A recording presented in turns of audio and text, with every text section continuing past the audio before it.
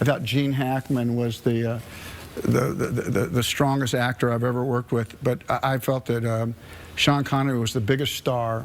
Bert, when he was doing that scene that was so beautiful behind the desk, you wrap your arms around second. Kevin Costner has never been shy about giving credit where it's due. With a career that includes everything from Dances with Wolves to Yellowstone, he's shared the screen with some of the best, and he knows exactly what greatness looks like. So when Costner opens up about the actors who inspired him most, it's not just a list. It's a personal tribute to the people who shaped his craft, his choices, and even the way he walks onto a set. Let's get into it.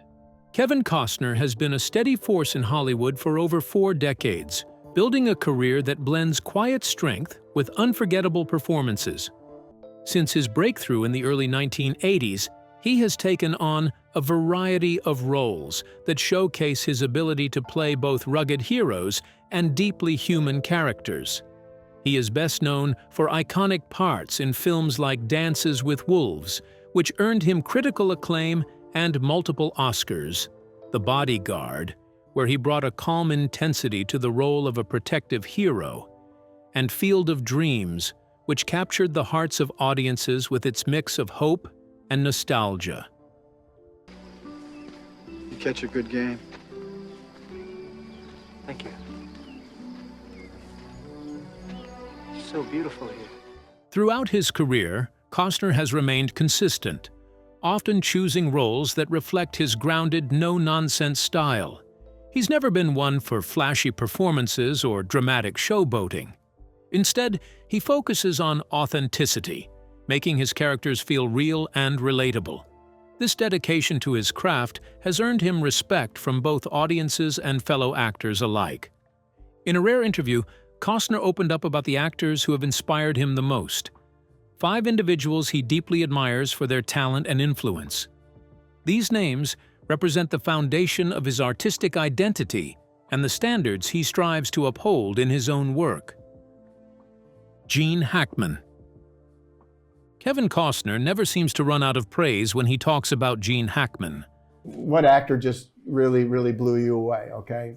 So now we're not saying best, but we know what we're saying. And I'd say Gene Hackman. Say Hackman's name in an interview, and Costner doesn't just offer a quick compliment. He stays on the subject, almost like he's mentally rewinding a highlight reel. He's been clear over the years, Hackman to him isn't just another Hollywood legend. He's the gold standard, the kind of actor who reminds you what the job is actually supposed to be. Gene Hackman's career stretches over 5 decades, filled with roles that left a permanent mark on cinema. From The French Connection to The Conversation to Unforgiven, Hackman built a legacy without ever looking like he was trying to build one. His performances always carried this strange magic. He wasn't showy, he didn't chase applause, but you couldn't look away. Costner calls that rare, and frankly, he's right. Hackman didn't perform for the camera. He just existed in front of it. Costner has always said that what separates Hackman from others is his natural, no-frills style. He wasn't loud or overly expressive, but everything he did on screen felt deeply human. That kind of truthfulness made him magnetic. Costner points out that you don't always notice Hackman's acting while you're watching. It's only afterward, when the scene stays with you, when his character feels oddly real, that you realize how much he gave without making a fuss. Their paths first crossed in the early days of Costner's career. One of their earliest shared sets was The Rivers, though they didn't interact much on screen. Costner was new, just starting to understand the ecosystem of a film set, and Hackman was already a respected figure. Even in those quiet, early moments, Costner was watching. He observed how Hackman treated the process, with precision, with calm, and most of all, with respect for the work. That work ethic wasn't loud either, but it was contagious. But their real collaboration came later in 1987's No Way Out. It was a tense political thriller, and the chemistry between the two men crackled. We had planned on working late Sunday night. I didn't arrive. He assumed I was with Susie. Dave, don't touch me. He went there looking for me. Costner played the clean-cut Navy officer, and Hackman was the manipulative Secretary of Defense with more power than conscience. The story worked because their performances pushed each other. Costner has talked about how being in scenes with Hackman felt like stepping into a current. You couldn't just act. You had to rise to the level he demanded quietly without saying it. Off-set, Hackman wasn't flashy. He didn't hold court or play the veteran card. But Costner remembers how much he learned just from the atmosphere Hackman created. He was focused, present, and didn't waste time on ego. There were no grand speeches or dramatic warm-ups, just the quiet confidence of a man who knew exactly what needed to happen when the camera rolled. Hackman's retirement came quietly, in the early 2000s, and Costner has spoken about it with both sadness and gratitude. Sadness because he believes the industry lost one of its best long before the rest of us were ready to let go. Gratitude because he got to share space with him, learn from him, and carry that influence into his own career, not just as an actor, but as a director. Costner especially admired how Hackman made complexity look simple. In films like Unforgiven, where Hackman plays a brutal, deeply flawed sheriff, Costner saw layers most people missed. That balance of strength and insecurity, cruelty, and fear. It fascinated him. He said watching Hackman in that film was like watching someone walk a tightrope without ever looking down. And to do that with such subtlety, that's what made him different. Costner's respect for Hackman's subtle mastery is clear, but when the conversation shifts to another icon, there's a different kind of admiration reserved for Sha Connory. Sha Connory. When Kevin Costner brings up Sha Connory, there's no pretense, no celebrity flattery, just that rare kind of respect a younger craftsman has for the man who walked the path before him and owned every step. Because Sha Connory wasn't just a star. He was a force of nature, dressed in charm, precision, and just enough rebellion to make everyone around him step up their game. Their relationship began in 1986 when Costner landed the lead role of Elliot Ness in The Untouchables. Connery played the grizzled beat cop Jim Malone, an old-school, streetwise lawman with zero patience for corruption and even less time for bad ideas. It was a role that won Connery an Oscar, but for Kevin, it was something more. That role and that film marked a turning point in his own career, and he knew, even then, that much of the magic came from working shoulder to shoulder with Connery. Costner has shared in more than one interview that he wasn't fully prepared for what Connery brought to the table. Not just talent, but presence. Sha Connory didn't walk onto a set. He entered a space. He changed the energy of the room without saying a word. And he made it look effortless. During filming, Costner was in his early 30s and still figuring out what kind of actor and man he wanted to be in this industry. Connery, on the other hand, already was that man. There was a story Costner told once about their very first scene together, a tense exchange between Ness and Malone, full of quiet intensity. Costner remembered trying to hold his own, trying not to be overwhelmed by the fact that James Bond himself was now standing a few feet away in full costume, completely in character. Connery leaned in between takes and calmly said something along the lines of, "Don't act the scene. Just be the guy. Simple. Brutal."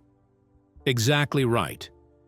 And it changed the way Costner approached not just that moment, but every scene after. Connery's philosophy was always direct. No theatrics, no fluff. He believed that confidence came from being prepared and listening harder than you spoke. Costner watched him operate like that, day after day, with a kind of natural command that made everything around him sharper, more honest. And even though Connery's screen time in The Untouchables wasn't massive, his presence loomed over the film like a backbone, like the conscience of the story itself. Off camera, they shared more than just scripts. There were long conversations in quiet corners of the set, usually about the business, what it gives you and what it takes. Connery wasn't one to sugarcoat the price of fame. He'd seen how it chewed people up. but he also believed in protecting your privacy and holding something back for yourself. Costner listened closely. Because when someone like Sha Connory talks, you don't interrupt. Years later, when people would ask Kevin about the most influential figures in his life, Connory's name always came up, not just because of the film they made together, but because of the kind of man he was when the cameras weren't rolling. When Connory passed away in 2020, Costner shared a quiet tribute. He didn't use grand words, just said he was lucky to have worked with him, lucky to have learned from him. And anyone watching could see the weight of those memories settling in his voice. I thought Gene Hackman was the strongest actor I've ever worked with, but I felt that Sha Connory was the biggest star.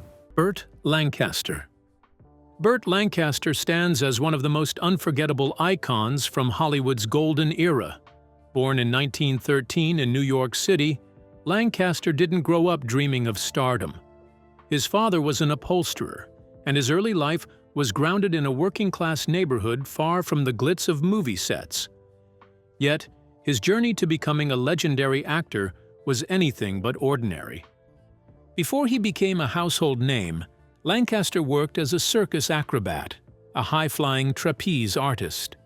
This unusual start shaped much of what made him special on screen. The discipline, strength, and fearlessness he developed performing death-defying stunts gave him a unique physical presence that he carried into his acting. Kevin Costner has often pointed to Lancaster's athletic background as something that set him apart from other actors. Costner once shared that watching Lancaster's ease in physically demanding roles taught him how important it is to fully inhabit a character's body, not just their emotions or dialogue. Bert, when he was doing that scene that was so beautiful behind the desk, you wrap your arms around a second. Lancaster's entry into Hollywood began in the 1940s. But he wasn't your typical starlet polished by the studio system. Instead, he brought a raw, muscular energy and a brooding intensity that instantly grabbed attention. His breakthrough role came in The Killers, where he played a doomed boxer. This performance was a clear signal that Lancaster wasn't interested in simple heroics. He was drawn to characters who were complicated, flawed, and real. For Costner, Lancaster's ability to balance toughness with vulnerability was a game-changer. He's mentioned in interviews how seeing Lancaster's work early on shaped his own approach to playing strong yet emotionally honest characters.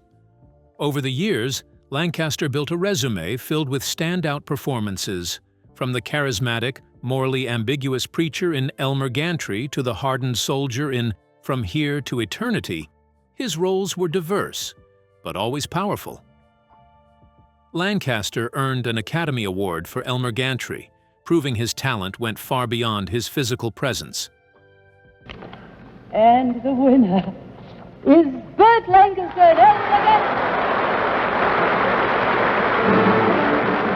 For Costner, who admires actors who take risks, Lancaster's choice of challenging roles has been inspirational. He recalls hearing stories of how Lancaster insisted on tackling tough social issues in his films long before Hollywood made it popular to do so. Costner has shared a personal story about one particular Bert Lancaster film that had a deep impact on him.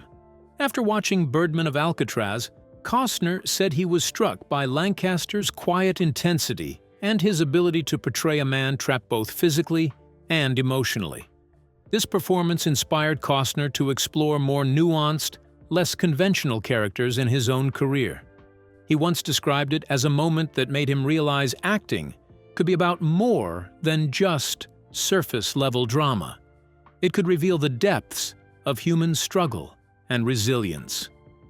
Beyond acting, Lancaster was known for his sharp mind and fierce independence. He co-founded his own production company at a time when actors rarely had that kind of control.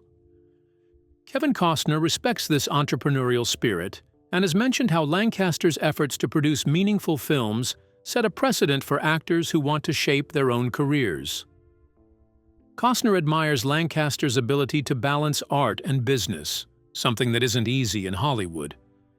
Lancaster was also a passionate advocate for social justice, speaking out on civil rights and freedom of expression. Costner has said that learning about Lancaster's activism gave him a new appreciation for how actors can use their platform beyond the screen. He views Lancaster as a model for how artists can be both entertainers and agents of change. Their connection wasn't just professional admiration. Costner has recounted moments when he felt a personal link to Lancaster's legacy. He recalls the first time he met people who had worked with Lancaster and heard their stories about Lancaster's kindness on set and his dedication to his craft. Costner has described these stories as inspiring and humbling, reminding him of the standards he aims to live up to as an actor. Richard Burton. Richard Burton is one of those rare actors whose name carries a kind of electric charge, intense, powerful, and unforgettable. Known for his deep, commanding voice and magnetic presence, Burton's career spanned stage and screen, earning him a reputation as one of the finest actors of his generation.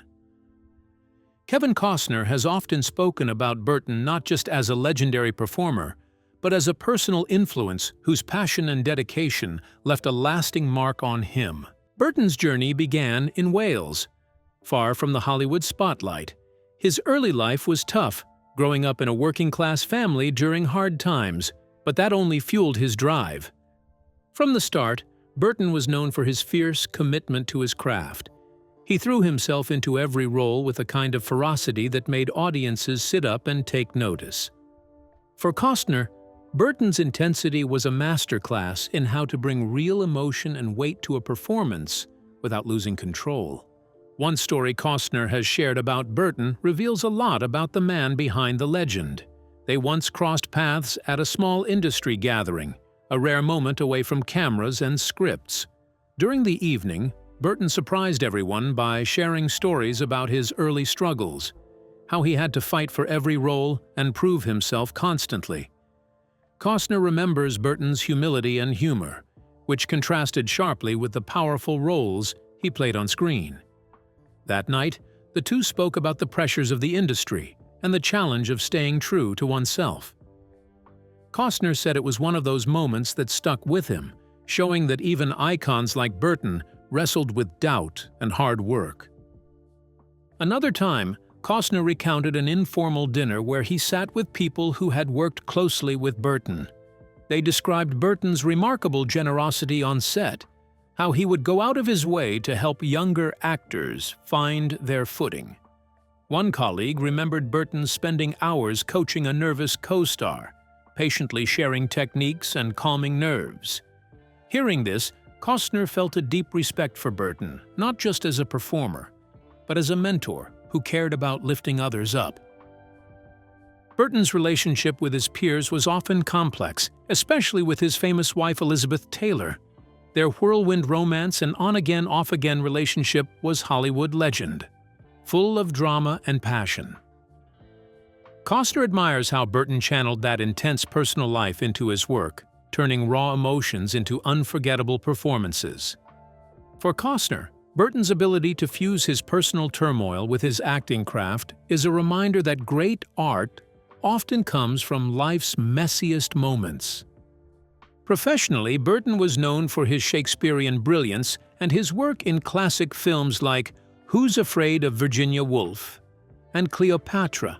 Costner has said that watching Burton's Shakespeare performances inspired him to approach his own roles with a similar seriousness and respect for language and nuance.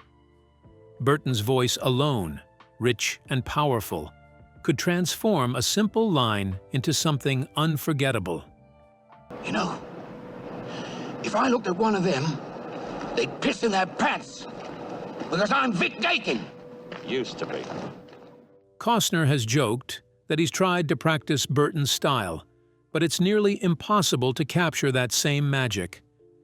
Despite his fame and talent, Burton never lost sight of the importance of connection, whether it was with his audience, fellow actors, or even young filmmakers. Costner recalls hearing from a director who worked with Burton late in his career.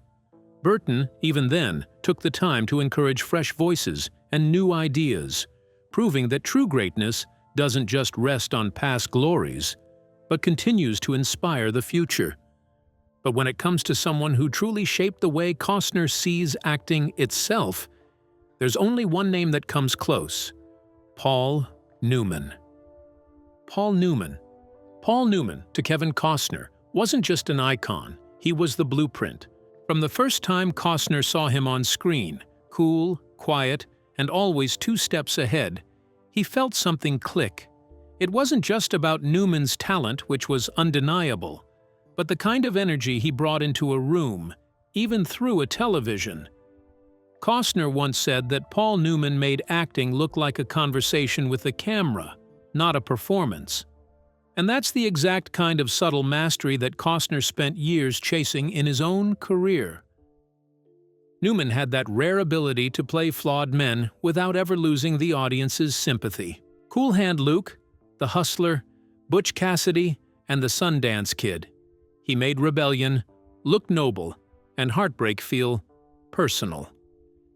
Kevin, growing up with dreams of storytelling, paid close attention to Newman's silences, the moments where he wasn't speaking, just breathing through the role. That, to Costner, was art, and that was the kind of screen presence he knew he had to earn. When Costner finally made it in the industry, he found himself on more than one occasion standing in the same room as Paul Newman. He's mentioned in interviews that despite his success at the time, post Dances with Wolves, after The Bodyguard, he still felt like the young kid in the room when Newman walked in. Everyone did. Newman didn't demand attention. He didn't have to.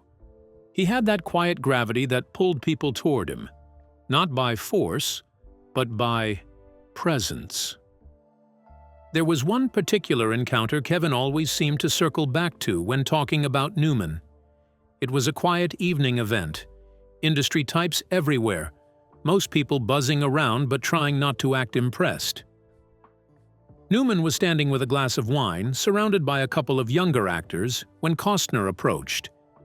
He didn't try to say anything clever. He just listened. Newman spoke about longevity, about how the work stops being about success and starts being about staying sane in a business that constantly tries to reshape you. Costner remembered Newman telling someone that the best roles aren't always in the best movies, that sometimes you just have to show up, do the work, and protect your soul while you do it. That line hit Kevin hard. He said later that Newman's words reminded him that fame wasn't the finish line, it was the distraction. What made Newman so magnetic to Costner wasn't just the screen roles, though those were legendary. It was the other stuff. The race car driving, the political activism, the salad dressing empire that became a massive force for charity.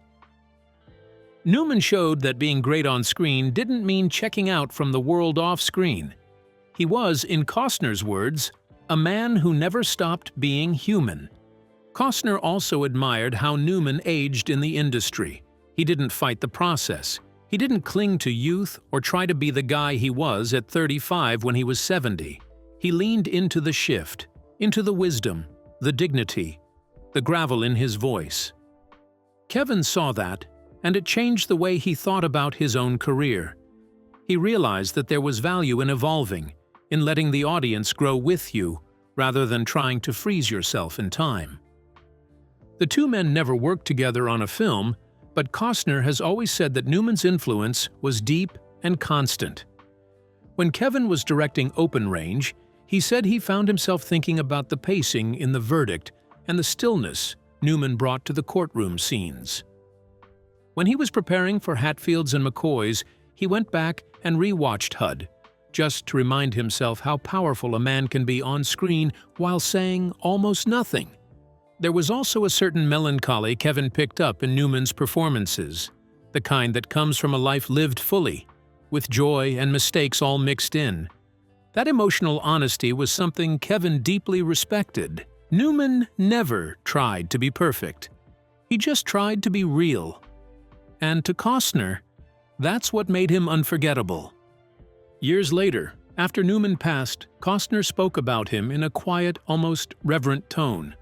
He didn't describe him as a hero or a legend. He said Newman was proof that greatness doesn't always shout.